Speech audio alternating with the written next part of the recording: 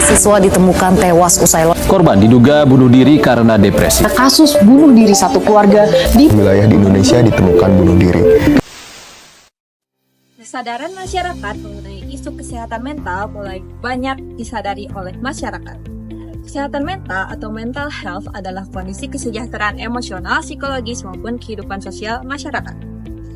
Kesehatan mental dapat mempengaruhi perilaku maupun cara berpikir individu, baik secara negatif maupun positif. Sayangnya, di Indonesia ini masih banyak orang yang menganggap isu kesehatan mental adalah hal yang sepele dan tidak memiliki pengaruh terhadap kehidupan sehari-hari. Jika hal ini dibiarkan terus-menerus, dikhawatirkan isu kesehatan mental menjadi lebih serius dan lebih buruk dalam skala yang besar. Maka dari itu, hal tersebut masih harus diberikan pemahaman bahwa setiap orang memiliki hak untuk mendapatkan penanganan psikologis yang memadai. Contoh kasus gangguan kesehatan mental di sini adalah depresi.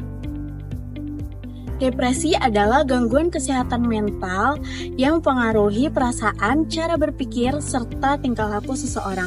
Ini adalah kondisi di mana seseorang mengalami gangguan perubahan suasana hati atau mood yang ditandai dengan perasaan sedih yang sangat mendalam serta kehilangan minat pada hal-hal yang biasanya disukai. Berdasarkan karakteristik kelompok umur, prevalensi depresi paling tinggi ada pada kelompok 15-24 tahun, yaitu sebesar 2%, kemudian diikuti oleh kelompok lansia dengan prevalensi 1,9%. Sementara itu, kelompok usia 35-44 tahun memiliki prevalensi depresi yang paling sedikit. Menariknya, untuk jenis kelamin, kelompok perempuan memiliki prevalensi depresi tertinggi, yakni 1,8% dibandingkan dengan laki-laki yang hanya 1%.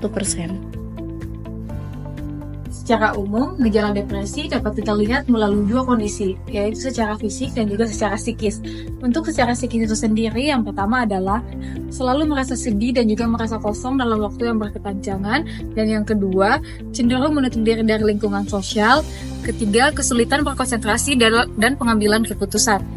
Dan yang terakhir, kehilangan minat pada aktivitas yang setiap hari kita lakukan seperti biasanya. Dan untuk gejala fisiknya, yang pertama itu adalah perubahan pada nafsu makan dan juga berat badan. Dan yang kedua, gangguan pada tidur seperti insomnia maupun kelebihan tidur. Dan yang terakhir, selalu merasa capek, selalu merasa lelah, dan selalu merasa kehilangan identitas. Perlu dipahami bahwa depresi merupakan salah satu gangguan kesehatan mental yang cukup kompleks. Meskipun belum diketahui penyebab pastinya, namun para ahli percaya bahwa ada beberapa faktor yang dapat memicu dan meningkatkan seseorang mengalami depresi. Antara lain, yang pertama ada genetik, yang kedua ada peristiwa hidup, yang ketiga ada kepribadian, yang keempat ada hormon dan kimia otak, dan yang kelima ada trauma masa lalu. Penting bagi kita untuk memahami langkah-langkah penanganan depresi. Yang pertama dengan cara konseling. Konseling ke psikolog atau psikiater dapat membantu proses penanganan depresi seperti terapi. Kedua, obat antidepresan. Obat antidepresan ini akan dilakukan oleh profesional untuk mendiagnosis untuk proses pemulihan. Yang ketiga, mencari dukungan dari orang sekitar. Mari bersama-sama kita menjaga kesehatan mental kita dan orang sekitar kita. Jika merasa kesulitan atau mengalami gejala depresi, jangan ragu untuk mencari bantuan kepada orang yang profesional.